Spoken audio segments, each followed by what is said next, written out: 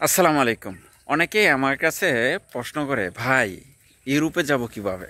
আসলে ইউরোপের কথা বললেই কিন্তু ইউরোপ যাওয়া যায় না। সৌদি আরব যেরকম সহজভাবে, দুবাই যেরকম সহজভাবে, কাতার যেরকম সহজভাবে যাওয়া যায়, ইউরোপে কিন্তু সহজভাবে যাওয়ার কোনো সিস্টেম নাই। তাদের কতগুলো সিস্টেম আছে, আপনার ওই সিস্টেমগুলো যদি আপনি ফলো আপ করেন তাহলে খুব দ্রুত সময়ে কম টাকায় আপনি ইউরোপে যেতে পারবেন। খরচের পরিমাণটা হইতে পারে ফ্লাইট সহ 1.5 থেকে 3 লাখ টাকা। এখন আমার কাছে প্রশ্ন করতে পারেন যে ভাই, এই 1.5 লাখ থেকে 3 লাখ টাকার মাধ্যমে কিভাবে আমি ইউরোপে যাব এত কম টাকায়, কম খরচে, কম সময়ের মধ্যে? তো আসলে আপনাদেরকে একটা বিষয় বলে রাখি।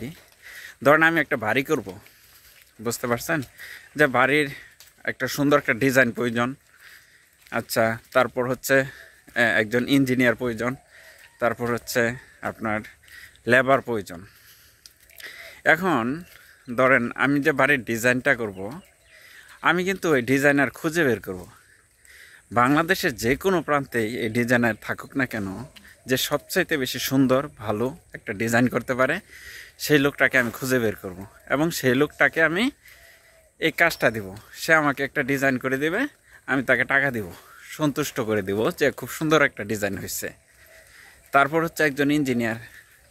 তো আসলে আমার বাড়ির যে ডিজাইন করার পরে যে ইঞ্জিনিয়ার মাটি পরীক্ষা করবে, তো ইঞ্জিনিয়ারও ঠিক একইভাবে আমি খুঁজে বের করব।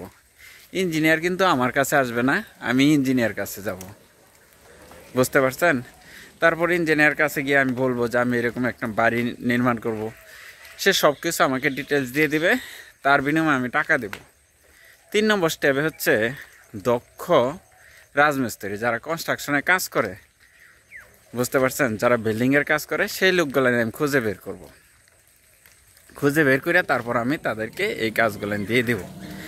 এখন আপনাদের কাছে প্রশ্ন থাকতে পারে যে আমি যে উদাহরণটা দিচ্ছি, প্রথম হচ্ছে ডিজাইনার, বাড়ির ডিজাইন করবে যে, তারপর ইঞ্জিনিয়ার, তারপর হচ্ছে কনস্ট্রাকশন ওয়ার্কার। এখন এই কাজগুলো যারা করে অভ্যস্ত, সবসময় করে থাকে, আমি কিন্তু তাদের এই কাজগুলো দিয়ে থাকবো, এমনকি খুঁজে বের করে তাদেরকে সন্তুষ্ট করে দিব। তো এই উদাহরণটা দেওয়ার পেছনে হচ্ছে, যারা ইউরোপে যেতে চান, আপনাদের যদি কাজ জানা থাকে, আপনার যদি দক্ষতা থাকে, দক্ষতাটা কিভাবে প্রমাণ দেবেন? সার্টিফিকেটের মাধ্যমে। আর ভুয়া সার্টিফিকেট না, মানে আপনি কোনো ট্রেনিং সেন্টারে 6 মাস 1 বছর ব্যাধি ট্রেনিং নিয়েছেন, আপনাকে একটা সার্টিফিকেট দিচ্ছে, আপনি কাজ করছেন, কাজের বিনিময়ে একটা সার্টিফিকেট পাইছেন এবং আপনি দক্ষ।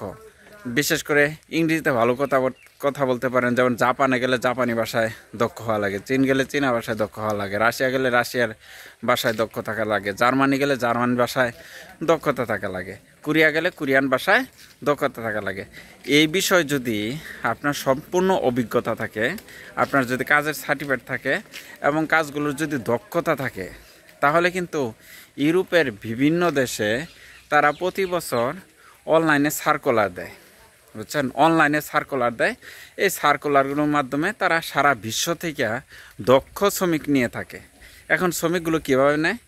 আপনি যদি জার্মানের কথা চিন্তা করেন, সুইডেনের কথা চিন্তা করেন, ইতালির কথা চিন্তা করেন, তারা বিভিন্ন কোম্পানি আছে, এই কোম্পানিগুলোতে তাদের দেশে এই শ্রমিক খুবই সংকট। যে পরিমাণ শ্রমিক আছে, ওই শ্রমিকের চাহিদা মেটাতে পারে না।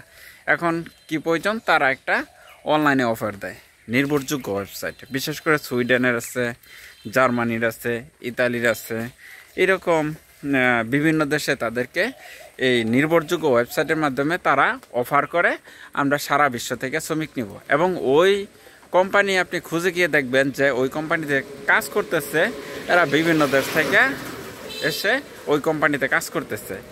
তো আপনি ওই কোম্পানির যে ওয়েবসাইট আছে, আপনি ওইখানে গিয়া যে সিভি গুলেন, বিশেষ করে যে আপনি আমাদের দেশে যারা চাকরির আবেদন করেন, ঠিক ওই দেশের যে তাদের চাকরির যে ওয়েবসাইটগুলো আছে, ওই ওয়েবসাইটে গিয়ে আপনার যোগ্যতা অনুযায়ী, আপনার দক্ষতা অনুযায়ী কোন কাজের লিখে আপনি ফিট হবেন, সমস্ত কিছু ডিটেলস খুব সুন্দরভাবে লিখে তারপর আপনি আবেদন করতে পারেন।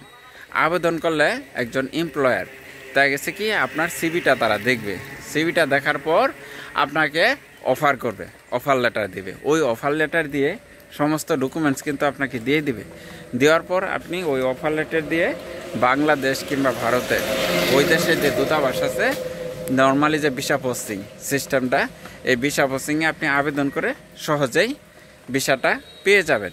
এখন ওই জব অফার লেটার সাথে সাথে আপনার যে দেশে যা লাগবে, আবেদন করা লাগবে, তারপর পাসপোর্ট সাইজের ছবি লাগবে, পাসপোর্ট লাগবে, ভোটার আইডি কার্ড লাগবে, আপনার ব্যাংক সলভেন্সি লাগবে, মানে আপনি যে ওই দেশে যাবেন বিমান দিয়া, আপনার একটা নির্দিষ্ট খরচ আছে, খরচটা বহন করার মতন যে টাকা পয়সা আছে এটা ব্যাংক সলভেন্সি দেখানো লাগবে।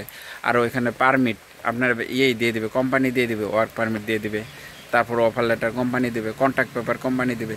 সমস্ত ডকুমেন্ট যখন আপনি সরাসরি সাবমিট করবেন ওই দেশের দূতাবাসে, যদি আপনি দেখা গেছে ইতালি যান ইতালির দূতাবাসে, সুইডেন গেলে সুইডেনের দূতাবাসে, জার্মানি গেলে জার্মানির দূতাবাসে, তখন দেখেন আপনি কিন্তু সহজেই এই ভিসাটা পেয়ে যাবেন। পরে ম্যান পাওয়ার করে সরাসরি আপনি ওই কোম্পানিতে চলে যাবেন, এমনকি সরাসরি ওই কোম্পানির লোকে আপনাকে এসে এয়ারপোর্ট থেকে রিসিভ করে নেবে। এইভাবে কিন্তু বাংলাদেশ থেকে অসংখ্য লোক, দক্ষ লোক, তারা কিন্তু ইউরোপের বিভিন্ন দেশে কাজ করতেছে। মানে কিভাবে কাজ করে, যেমন বাংলাদেশে ইঞ্জিনিয়ার, ডাক্তার আছে, তারপর হচ্ছে ডিজাইনার আছে, মানে বিভিন্ন লোক আছে যারা দক্ষ শ্রমিক আছে, তারা কিন্তু সহজেই পৃথিবীর বিভিন্ন দেশে এই কাজগুলো খুঁজে বের করে সহজেই কাজ করতে পারে। তো আমি আসলে আপনাদের কাছে এই বিষয়গুলো একদম সংক্ষিপ্ত এবং সহজভাবে বুঝিয়ে দিলাম। যারা ডিটেল জানতে চান আমার হোয়াটসঅ্যাপ নাম্বারে যোগাযোগ করবেন। আমি এই ওয়েবসাইটগুলো মাঝে মাঝে দেখি, ঘাটাঘাটি করি। আসলেই যে যদি একজন দক্ষ শ্রমিক থাকে তাহলে কিন্তু তার জন্য বাংলাদেশ না, যে কোনো দেশের জন্য তার জন্য কাজের কিন্তু সুযোগ রয়েছে। আর যদি দক্ষতা না থাকে তাহলে কিন্তু ভাই তার কোনো কাজের সুযোগ নাই। তো সবাইকে অসংখ্য ধন্যবাদ জানাচ্ছি। ভিডিওটা যদি ভালো লাগে অবশ্যই কমেন্ট করে জানাবেন।